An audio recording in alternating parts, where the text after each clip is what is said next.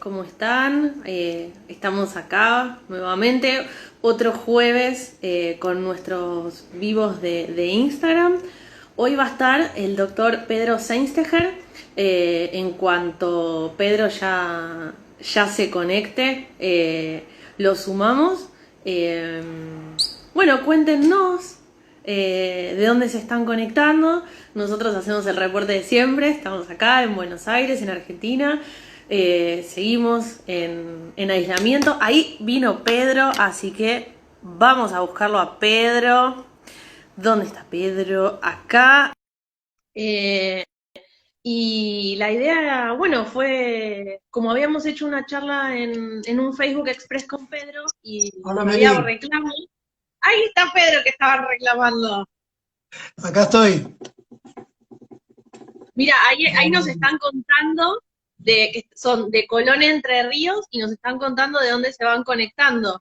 Y yo le decía que bueno, que nosotros estamos acá en Argentina, que seguimos aislados, día 100, no sé, 60, vamos, y que algunos ya están un poco más libres en otras provincias y en otros países. Así yo por mi parte que saludo primero a vos, al laboratorio, muchas gracias por la convocatoria. Y bueno, les doy la bienvenida a todos los colegas de Latinoamérica, así que espero que se estén cuidando y bueno, a no bajar la guardia porque es una situación bastante compleja, ¿no? sí, está complicado y depende del lugar, qué sé yo, depende de donde esté cada uno, cómo están con las salidas, ¿no? La verdad es que en las veces estamos todos con horarios estrictos, nos cuidamos, las oficinas, estamos muy, muy, muy estrictos. Mira, Don Así. Torcuato, Argentina, Hola gente, de a poquito se van conectando todos. A las 4 en punto eh, largamos. Así que bueno. todos lo que quieras ir contándonos un poco, nada, mientras no, se van conectando.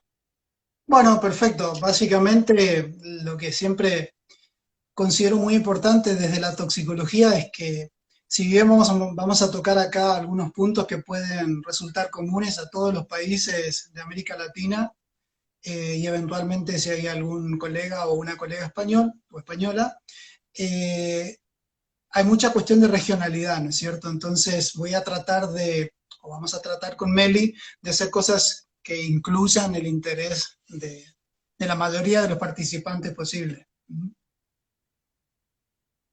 Salta. Recién Hola Salta. una de las chicas dijo, Pedro, estamos todos tus alumnos, así que están todos juntos, conectados. Para los que no lo Hola chicos y conocen, chicas. eh, el doctor Pedro es profesor de toxicología y bioquímica, ¿no? Sí, Es Meli. bioquímica. En la Universidad Nacional de La Plata. Pedro estudió en Corrientes y ahora es profe en La Plata.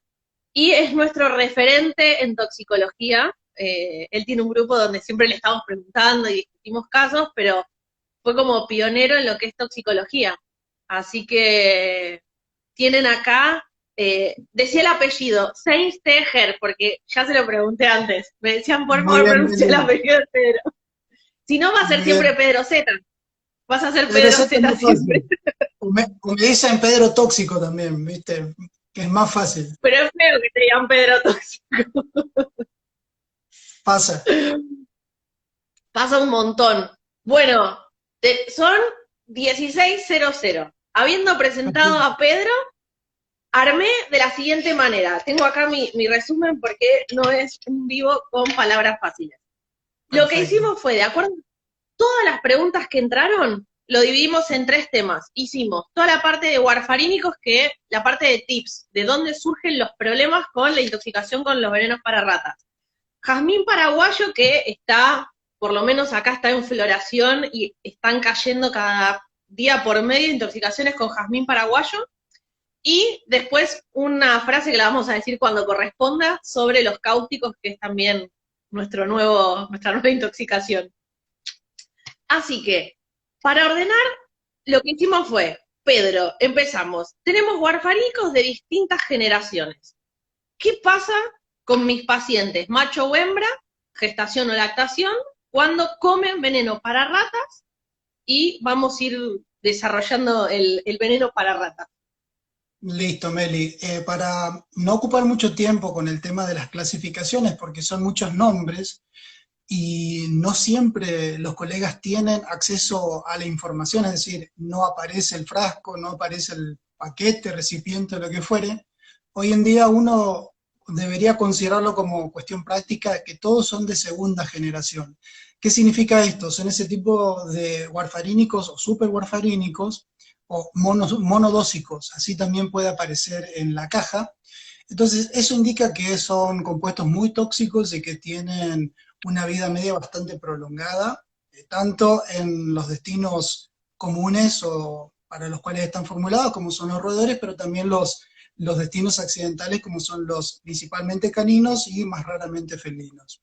Entonces, considerando esto, vamos a hacer un tratamiento con vitamina K1, solamente con vitamina K1, ya sea por la vía subcutánea u oral, en un promedio de 21 a 30 días, eso siempre lo insistimos, con una dosis que va a variar de acuerdo a la casuística que tengamos. Lo más fácil o lo más florido es un paciente con sangrado activo, en donde uno ve el sangrado sistémico y existe la certeza de que hubo un consumo del warfarínico, siempre hablando desde lo ideal. Entonces, ahí, por ejemplo, necesitaríamos iniciar con la dosis más alta, de 5 miligramos por kilo, ya sea por vía subcutánea o bien por vía oral. Y bueno, pasadas unas 48, 72 horas, ahí, esa dosis cada 12 horas. Podríamos pasar pasados 2 o 3 días a una dosis diaria. En cambio, si Ok. tenemos un paciente con certeza de intoxicación, pero sin toda esta signología, es decir, todavía está en la fase en la cual los factores de la coagulación no se han agotado, todavía hay algo dando vuelta, entonces podemos utilizar la dosis alta en un protocolo de una dosis diaria. Es decir, hay muchísima ¿Siempre lo información al haces respecto. vomitar? ¿Siempre Perdón, lo haces Meli. vomitar? Si siempre lo haces vomitar. En Viene realidad, Doña Rosa y nos dice, no sé qué pasó, creo que.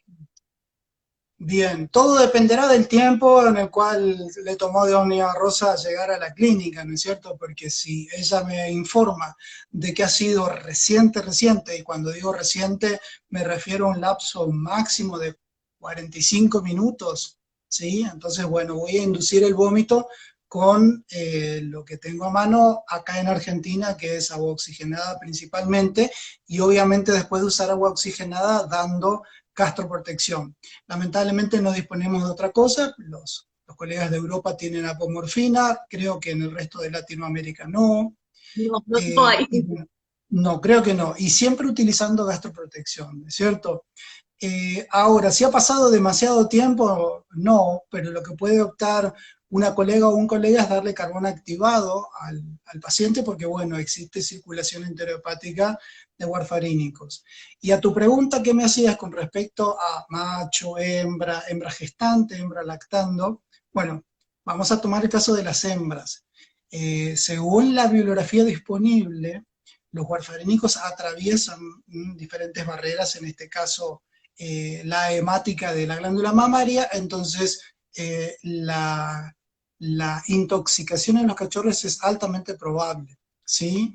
En el caso de la placentaria, aparentemente se comporta como un disruptor endocrino, salvo que la dosis sea muy alta y aguda, entonces puede provocar directamente un sangrado masivo placentario y, bueno, un aborto, ¿es cierto? Entonces, bueno, considerando el caso de la hembra lactante, que es donde podríamos realmente hacer algo práctico, habría que tratar tanto a la madre como a los cachorros, ¿no es cierto? Por eso es importante hacer una buena anamnesis, preguntar muy bien, si fehacientemente hubo un consumo del warfarínico, bueno, comenzar con el tratamiento con vitamina K1, pero si existe dudas, es importante que tengamos en cuenta de que la signología comienza a ser evidente 3 a 5 días post ingestión del warfarínico y dependiendo de la cantidad. Asumamos que fue una Y cantidad ahí ya estamos importante. medio tarde. ¿Cómo, Estamos Mani? tarde cuando vemos la signología. Si estamos tarde cuando vemos la signología. Cuando ya vemos sangrado sistémico, equimosis, sufusiones, gingivorragia, hematemesis, rinorragia, haciendo los diferenciales de acuerdo al lugar en donde estemos y prevalencia de infecciosas, por ejemplo, pero existe certeza, entonces en este caso un warfarínico, sí, evidentemente ya han caído los factores K1 dependientes y necesitamos entonces iniciar con K1 y eventualmente utilizar o sangre entera o plasma en una transfusión, porque bueno, eso repone instantáneamente los factores y ahí sí continuamos con vitamina K1. Pero si no existe certeza, mire doctora, la verdad es que no sé, yo puse unos granitos, pero no sé si comió o no comió, entonces como tenemos cierto tiempo para actuar, no es una intoxicación aguda, entonces podemos esperar, por ejemplo, 24 a 36 horas y solicitar coagulograma. Y en base a eso, iniciar o no el tratamiento, porque bueno, sería un uso racional del fármaco, que bueno, eh, como ustedes saben, este tratamiento puede ser bastante oneroso para el propietario. Son muy largos, sí, sí, son tratamientos largos y a veces no es un solo perro en la casa. Y si no sabe quién se lo Exactamente. comió, por ahí tiene 4 o 5 perros y hay que tratar a todos. Es lo que te comentaba, hemos tenido una charla previa con Meli, lo que te comentaba hoy Meli de este colega con 4 pacientes, en donde, bueno, estaba bastante asustado, charlamos y le dije, mirá, animate, esperá un día y medio y pedí coagulograma. Y sí, efectivamente, de los 4 perros, solamente 2 tenían los tiempos de protrombina y tromboplastina parcial activada aumentados, entonces, bueno, se hizo el tratamiento, mientras que los otros no, porque imagínense, eran perros grandes, de más de 30 kilos, la cantidad de frascos de vitamina K para los 4 hubiera sido impresionante.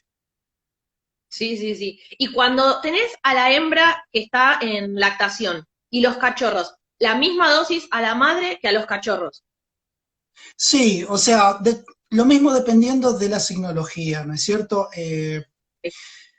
Vamos a contextualizar, es importante eso, ¿no es cierto? Con un consumo fehaciente, es decir, comprobado del warfarínico, entonces, bueno, vamos a utilizar, sabiendo de que no todavía no está sangrando, de que no tiene signología, Bien. bueno, vamos a utilizar una dosis de 2,5 miligramos por kilo, por ejemplo, para la perra y para los cachorros. Y no hay restricción de edad. O sea, yo tengo un cachorro de 10 días, 45 días, puedo usar una vitamina K1. No, no, la vitamina K1, salvo que exista una coagulopatía preexistente y que pueda actuar como, es una cosa rarísima lo que estoy diciendo, ¿no? Como un procoagulante, pero no sé cuántos casos de eso puede haber entre nuestros pacientes. No digo que Pocos. no, no es cierto, pero puede haber, ¿no es cierto? Dependiendo de alguna zona, lo que fuere. Pero son situaciones bastante raras, o sea, es un fármaco que tiene un margen de seguridad amplio. Perfecto. Y siempre decimos que cuando empezamos con la vitamina K, a veces eh, está alterado el coagulograma, obviamente hay que pedir las enfermedades infecciosas, la gente no sabe si lo comió, si no lo comió, si se aspiró, si pasó la aspiradora y se llevó los granitos. Siempre decimos no cortemos la vitamina K1 de golpe. Como lo decimos con los Es, corticoides, lo decimos con la vitamina K1. Son medicaciones que no se es, pueden cortar de una. una vez que se inició el tratamiento, Meli y colegas, tienen que terminarlo. Si quieren, si consideran clínicamente o por la situación de que no ha sido grave la cosa, háganlo por 21 días, es decir, 3 semanas como mínimo. Cortan ahí sí, pueden cortarlo sin ningún problema, antes no, antes de los 21 días no. Y luego de esos 21 días esperan, por ejemplo, día y medio o 2 días y piden coagulograma. Y en base a eso nos damos cuenta de si necesitamos seguir con el tratamiento o no. ¿Sí? Para los casos graves, mínimo un mes, 30 días. Sí, a Por, ver, es cuestión de, hay que hablar con el dueño, explicarle las opciones, cuáles son las opciones a las que él puede acceder y tener, nada, un intercambio. A veces por ahí tenemos distintos tipos de propietarios donde no es un problema una cosa y donde no es un problema otro. Esto es cuestión de hablar y explicarle la situación y la mayoría entiende. Sí, por supuesto, Meli, y también en los tiempos que corren, en donde muchas veces no podemos hacer que el propietario o la propietaria venga a la consulta, hacer bien las indicaciones y mantenernos vía WhatsApp o teléfono, que la dosis sea administrada en forma correcta, ¿no es cierto? Entonces, considerando los fármacos disponibles de uso veterinario y humano, me refiero a vitamina K1, en nuestro país o en los países de los colegas que están participando de esto, que se aseguren de que el propietario administre, ya sea por vía subcutánea u oral, la medicación. Generalmente optan por la oral porque es un poco más sencilla, ¿no es cierto?, que el pinchazo. Y algo que siempre hablamos es que no es lo mismo cuando, por ejemplo, tenemos los que vienen que son como arroces, que vienen rojo o azul, o cuando vienen los quesos. Que no es lo mismo que se coma dos granitos de esos de arroz que se coman, no sé, dos, tres quesos. Claro, dependiendo del tamaño, ¿no es cierto, Mary? Pero, por ejemplo, supongamos un paciente, no sé, 15 kilos por ponerle un valor X, ¿no? Eh, un medio triangulito, una porción de un triangulito o un par de esos arrocitos impregnados, esas semillas impregnadas en warfarínico, probablemente no provoquen absolutamente nada. Si alguna o algún colega tiene dudas, entonces, bueno, espere un tiempo, como indicamos recién, de día y medio, dos, y pida coagulograma. ¿No es cierto?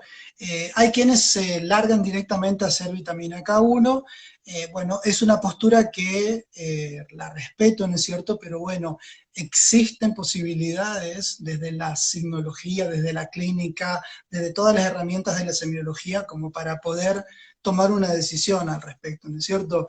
Normalmente los cuadros graves, Meli, ya que mencionás las cantidades, son con cachorros, por ejemplo, de 15 kilos, 20, lo que fuere, un golden, un labrador, que se come todo el paquete, todo el contenido, perdón, del paquete, porque son palatables, o sea, tienen saborizantes que los Está hacen más preparado. atractivos. Sí, sí, sí, Es que los la idea es hacen que para... la rata vaya y coma. Y Aparte, vayan comiendo y no se mueran rápido y coma toda la sociedad de la rata. Tienen un exacto, sistema social las ratas. exacto, exacto, Meli, exactamente. La idea es esa, ¿por qué? Porque crearon resistencia al aprender sobre los warfarínicos de primera generación, por eso salieron los de segunda, ¿no es cierto? Entonces, ahí hay una cuestión que se llama efecto de dilución. La cantidad de warfarínico que hay en un triangulito, cuadradito, o estas ceritas, ¿no es cierto? Porque también pueden Besitos. tener parafina, los quesitos, es muy baja, del orden de partes por millón. Entonces, si bien la dosis letal de un warfarínico de segunda generación, como el Brodifacuom, es muy baja para el perro, la cantidad que tiene que comer es importante, es decir, arriba de los 40, 50 gramos, lo cual no es un impedimento para un cachorro, puede comerse un paquete entero de los quesitos o de los granitos o de lo que Y más fuera, si ¿no es es un cierto? labrador, se lo come. Sí, sí, sí, sí, pero inclusive Meli, inclusive no necesariamente un canino. Conozco casos de felinos en donde bastante raro, no sabemos perfectamente que los felinos son súper selectivos a la hora de jugar o comer. La cuestión es de que sobre todo los gatos jóvenes, 6 meses por allí, por una cuestión que probablemente esto lo consulté con especialistas en felinos, asociado a algo lúdico, es decir, porque uno come, el otro lo copia, ¿no es cierto? Bueno, estoy hablando del caso de dos hermanos, una gatita y un gatito de 6 meses, que el diagnóstico se hizo porque en la caja sanitaria se encontró el warfarínico. Y cuando se Claro. hizo el coagulograma, realmente estaban empezando a cambiar los valores del tiempo de protrombina, donde está el factor 7, que es el que tiene la vida media más corta, y entonces es el primero de los indicadores en modificarse. Y si yo tengo una casa con ratas y me traigo al gato, porque me dijeron que si yo traía al gato, se iban a ir los ratones. Entonces, pongo el veneno, la rata se come el veneno y mi gato se come a la rata. Bien, ¿Cuántas probabilidades hay? para que se intoxique, o sea, roza lo imposible, yo solía decir que era imposible, pero bueno, uno se adapta y aprende en base a la lectura, ¿no es cierto? Para mí roza lo imposible, salvo que ese felino o ese canino se alimente exclusivamente de roedores. Entonces, No es algo frecuente, pero no imposible, ¿no es cierto? Es decir, si concretamente mi temor o mi inquietud es que porque se comió una sola rata ya está intoxicada, la verdad es que no.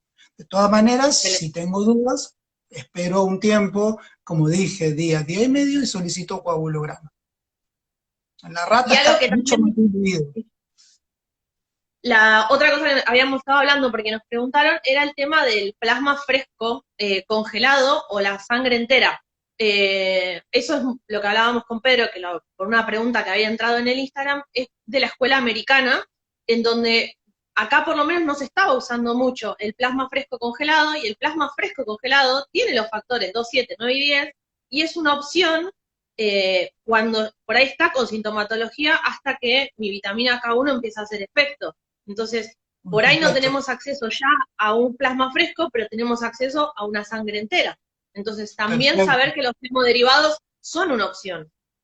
Sí, ese tipo de situaciones que son totalmente aconsejables, particularmente en el caso de pacientes que tienen un sangrado activo, Meli, ¿es cierto? En donde realmente ya notamos los efectos de la falta sistémica, obviamente, de los factores K1 dependientes, entonces se los restituye instantáneamente con la sangre o el hemodiderivado que vos mencionas, y bueno, obviamente a la par estamos haciendo vitamina K.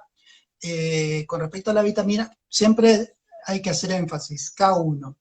Eh, Sí. no aconsejamos la vía intravenosa, algún colega me ha mencionado que la ha utilizado extremadamente lenta en su administración intravenosa y con corticoides y Un antihistamínicos. frasquito de Dexa al lado, siempre. Sí, sí, Da sí, anafilaxia. sí, Está escrita la sí. anafilaxia.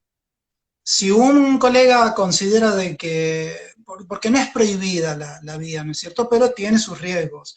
Pero si un colega considera que amerita, yo conozco un solo caso de una colega a la cual no tuvo ningún problema, pero tuvo todas las precauciones y obviamente tiene una clínica montada para emergencias, entonces tenía un respaldo ante cualquier situación, ante cualquier eventualidad. Nosotros en la BT lo hemos hecho y sí, tenemos la espalda a veces para poder hacerlo, pero si no tenés todo ese backup, ideal Es un evitar riesgo, ¿no lo es que es cierto? posible. Sí. Bueno, acá están todos preguntando lo de la dosis. Había dicho Pedro, de 2,5 a 5 miligramos kilo se puede arrancar cada 12, a modo de resumen. Si necesitan más dudas, Pedro dio una charla todo de warfarínicos, así que la pueden buscar. Y si no, lo buscan también a Pedro. Cambiamos a jazmín paraguayo, que está como en floración en esta época, y Terrible, estamos todos preguntándote, Pedro, me cayó uno, me cayó otro, ¿qué hacemos? terrible. El jazmín paraguayo para colegas de otros países, por ejemplo, lo conocen como diámelo en Chile, lo conocen como azucena en el norte de Argentina o en Uruguay, creo que también azucena en Paraguay, y más al norte lo conocen como San Juan, por ejemplo, en Costa Rica, o en inglés es yesterday, today and tomorrow, es decir, ayer, hoy y mañana, por el tipo de cambio que tiene el color de la flor, ¿no es cierto? La planta. Eh, el género para los colegas por ahí es Brunfelsia, empieza con B larga, Brunfelsia, y tiene alcaloides fruto, toda la planta, pero concentrados en los frutitos, que son unas bayas, es decir, frutos con semillas muy pequeñitas. Entonces, ¿qué pasa? Muchos colegas preguntan, o propietarios sobre todo, yo tengo jazmín paraguayo y nunca ha pasado absolutamente nada, lo tengo hace 10 años, a lo cual les digo, perfecto, hasta que tu perro pruebe un fruto. Ahí Y le empieza la cambia. hecatombe. El problema con esta planta y con estos alcaloides es que muchos es una solanácea y estos tropánicos se parecen a la atropina, pero realmente algunas cuestiones de su mecanismo de acción difieren, por eso son tropánicos, parecidos, químicamente emparentados. Son alucinógenos. Entonces, obviamente, el paciente, el canino, de felinos no sé La pasa nada, bárbaro. pero los perros prueban uno y quieren más, y quieren más, y quieren más, ¿sí? Entonces, el problema es que lo que no nota el propietario es que no nota el primer consumo, no nota el segundo consumo, y ya con el tercer consumo, cuarto, quinto, ha venido comiendo durante todas las semanas cada vez más cantidad, entonces empieza la sinología neurológica, que es un síndrome neurológico caracterizado generalmente por depresión, ¿sí? A veces hay delirio, raramente convulsiones, puede tener midriasis o no, fíjense que no se comporta exactamente como atropina. Puede, al contrario de lo que provoca atropina, acá hay un aumento del peristaltismo, pero básicamente porque los frutos tienen muchos hidratos de carbono y uno de los signos característicos es la distensión abdominal por la fermentación y, bueno, obviamente el aumento del peristaltismo. Y también puede haber cialorrea, o sea, salivación intensa, cosa que con atropina no parecería, no se presentaría. Por eso es un parecido químicamente, pero sus efectos pueden variar. ¿Mm? Es tan adictiva la planta para el canino que los últimos comentarios que tengo de colegas es de cachorros que fueron tratados exitosamente, pero que al volver a la casa o comen nuevamente de la planta, por eso siempre digo que hay que reubicarla, Sacarla. claro, no sacarla y destruirla porque es una pena, es una planta preciosa, pero sí reubicarla o regalarla si no se puede, y juntar los frutos y juntar la materia fecal con frutos, porque se van a comer también la materia fecal. Bueno, eso es un dato, eso no lo teníamos en cuenta. Creo que ninguno creyó que se come el fruto porque está buenísimo. El jazmín paraguayo lo defeca y se lo vuelve a comer.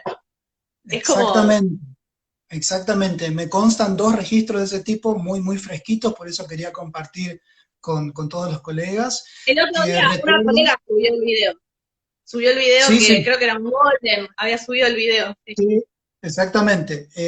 Quiero que consideren el uso racional de atropina en estos casos, es decir, por más que ustedes vean salivación, la salivación no compromete la vida del paciente, entonces si realmente consideran que quieren o que deben usar atropina, ausculten mínimamente al paciente para ver esta situación, ¿no es cierto? Y una cosa que pasa generalmente cuando los perros comen muchos frutos es que o los vomitan o los defecan. Y con eso uno hace el diagnóstico. ¿Puede ser mortal? Puede ser mortal. Sí, hay casos fatales por Brunfelsia pauciflora del norte o uniflora acá en Sudamérica y en el resto del mundo también. Todo es dependiendo de la cantidad de los frutos que se comen. Más raramente se comen las flores, perdón, las hojas, con lo cual la sinología es mucho menos característica. Tengan cuidado con la atropina nuevamente. Algunos signos por ahí se podrían parecer a una intoxicación por un órgano fosforado, un carbamato, y si me dejo llevar por el relato de los propietarios y me dicen me lo envenenaron, pensando que es un fosforado en carbamato, hago la dosis alta de atropina de 0,5 miligramos por kilo y me mando una macana, un síndrome atropínico que tiene, hasta ahora no conozco casos fatales en perros, pero tiene sus complicaciones y es difícil de manejar. Y el Si tienen la tratamiento lo duda, hacemos sintomático del jazmín sí, paraguayo. sintomático. Sintomático, Meli, una maniobra que funciona bastante bien dependiendo del estado en el cual recibamos al paciente, ¿no es cierto? Son los enemas, porque, bueno, eliminamos los frutos en gran cantidad. Si los colegas tienen eh, la posibilidad de hacer un lavado gástrico también, solo que, bueno, a veces es un poco más difícil porque es un fruto que puede tener hasta 1 centímetro de diámetro, bueno, cuesta sacarlo con esta maniobra. Capaz es más fácil en razas grandes, obviamente, ¿no es cierto? O perros de talla grande. Pero es Bien, sintomático. Perdón, Meli, perfecto. por ahí alguien me pregunta si sirven, por ejemplo, fármacos como fisostigmina o neostigmina, que tienen un efecto antagónico a lo que serían los alcaloides tropánicos. La fisostigmina es muy difícil de conseguir y mucho más difícil de manejar. Hay que tener al lado atropina, lo cual ya se nos complica todo, y neostigmina no atraviesa barrera hematoencefálica, entonces solo nos serviría para los signos, no los centrales, sino los periféricos. Entonces, es más una cuestión sintomática que algo puntual. Excelente. Nos queda Sí, no, por ahora no vi pasar ninguna pregunta distinta de las que hablamos. Otra frase, hacemos punto aparte del jazmín paraguayo, que estamos escuchando mucho, es que ahora está todo el tema con los cáusticos, la bandina, los amonios cuaternarios y todo, es dale leche. Tomó la bandina, leche. Amonio cuaternario, leche. Todo es esa frase, y lo ves o en los grupos o por todos lados. Entonces, bueno, un poco de paños fríos y aclarar el panorama. Muy bien, perfecto. Acá, bueno, voy a hacer un comentario extensivo tanto a profesionales como propietarios, porque, bueno, de mi parte seguro, de mi Instagram hay gente que son propietarios, así que vamos a hablar de lo siguiente. La leche no es un antídoto, ¿sí? Ni la clara de huevo es un antídoto, ni Y el el huevo crudo aceite, tampoco. no, la leche mezclada con ajo y ese tipo de cosas, ¿no es cierto?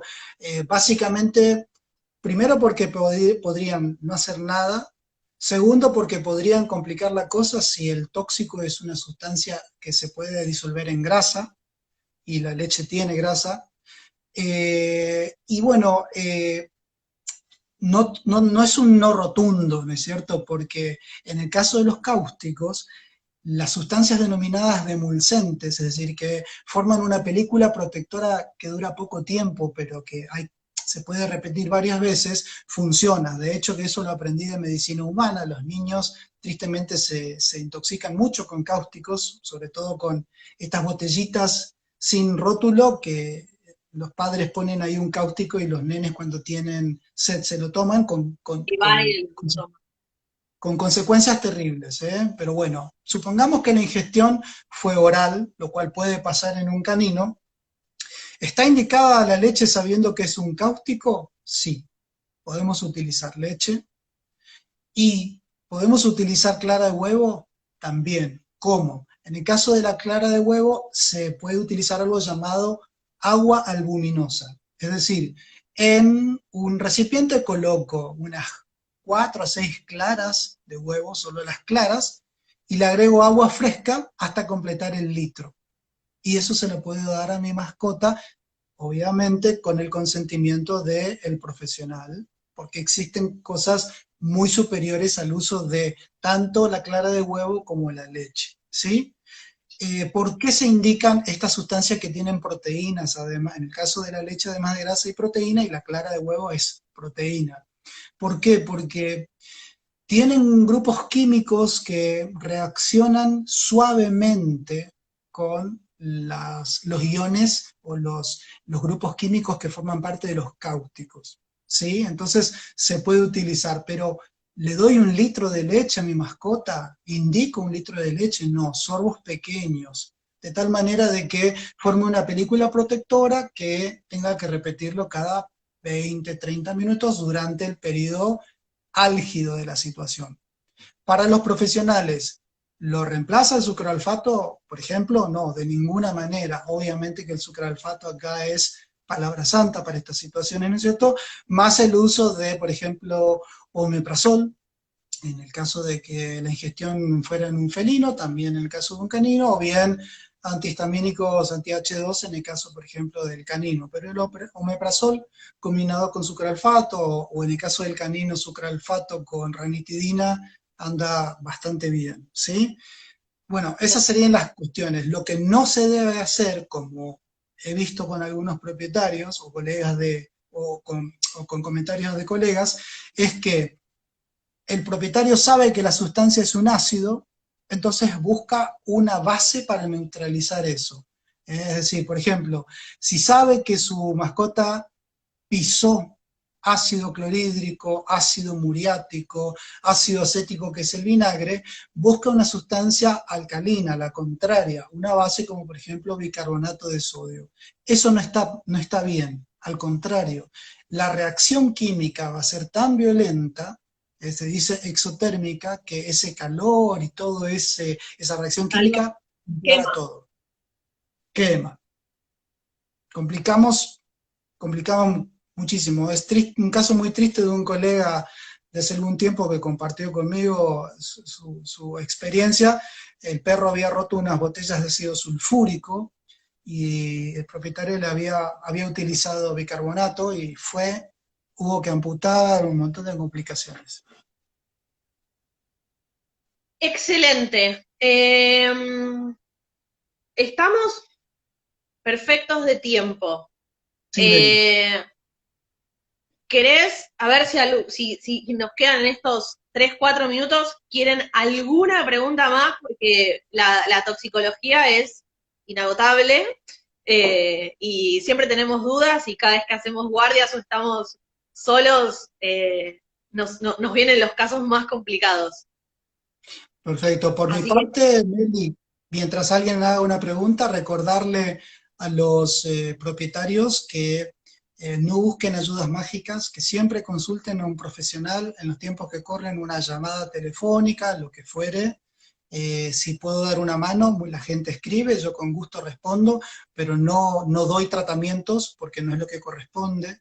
Eso lo tiene que hacer el seguimiento cada profesional dedicado a cada caso. En todo caso, puedo ayudar a orientar un poco al propietario, sobre todo porque se asustan un montón y obviamente es así. Y a los colegas, bueno, que se animen a intentar el tratamiento racional, el uso racional de los fármacos, como hemos mencionado con el caso de warfarínico, por ejemplo, y cuidado con la atropina, tanto el jamín paraguayo como en la intoxicación por piretroides en el felino. quiero hacer dos como ítems de un montón de cosas que estoy leyendo. Están hablando en el chat mucho del dióxido de cloro, que está acá en Argentina, por lo menos se puso como eh, en trending topping de tema, y mucho sobre ibuprofeno. Son como los dos temas. Me Bien, parece piola por lo que está pasando a hablar del dióxido de cloro. Súper importante bien. aclarar el consumo, el no consumo. Eh, y después, si querés, 2 palabras de ibuprofeno y después hacemos otro vivo otro día. Bien, con Dejo dos. respecto al dióxido de cloro, lo primero que tiene que saber la gente, los profesionales ya lo saben, es que es un desinfectante, es decir, es una sustancia para utilizar sobre superficies inanimadas, ¿sí?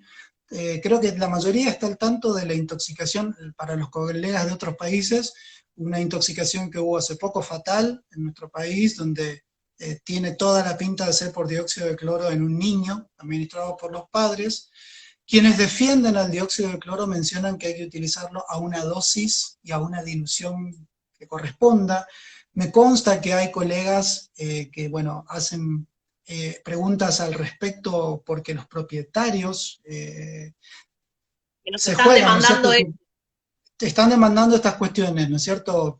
Si no lo saben, la gente lo utiliza para la prevención para el COVID, no tiene ningún tipo de fundamento y no soy una palabra, no soy, eh, mi palabra no es autorizada, sino que me baso en las indicaciones de diferentes organismos internacionales que realmente saben al respecto. Entonces,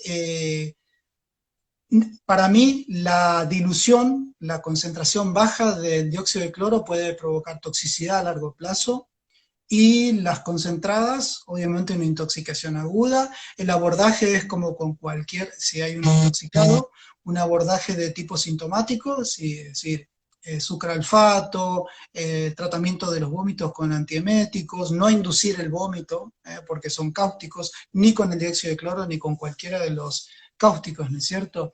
Y en el caso de el ibuprofeno, si me olvidé de algo del dióxido de cloro, me decís, Meli, el ibuprofeno no tiene indicación terapéutica ni en caninos ni en felinos. Eh, y ahí me pongo duro porque hay algunos colegas en otros países que lo indican. Para mí eso es una locura, discúlpenme, pero es una locura.